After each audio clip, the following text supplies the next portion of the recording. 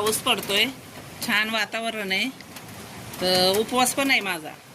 तर असं मन करतंय माझं की साबुदाण्याची खिचडी बनवूया. तर चला मी आता तुम्हाला बनवताना दाखवते. आता उपवासाची खिचडी बनवूया साध्या पद्धतीची. शेंगदाणे भाजून घेते.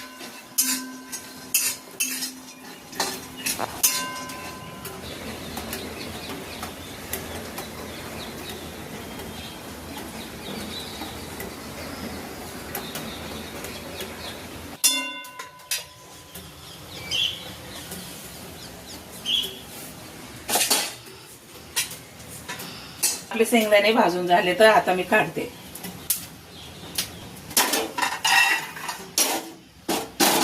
तेल टाकते. गरम झालंय, मिरची टाकते. साबुदाणा टाकते. तर मीठ टाकते. घालून घेते.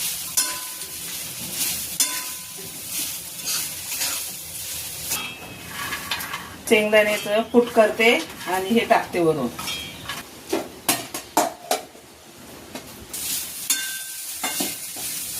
शेंगदाण्याचं कूट टाकते आता.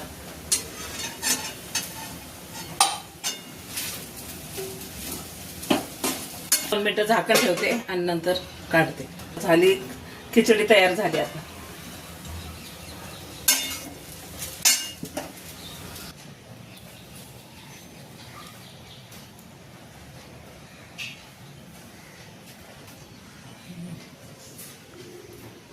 उपासाची खिचडी तयार झाली आहे.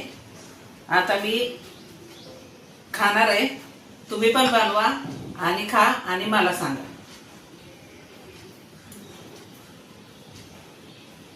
मस्त झाले.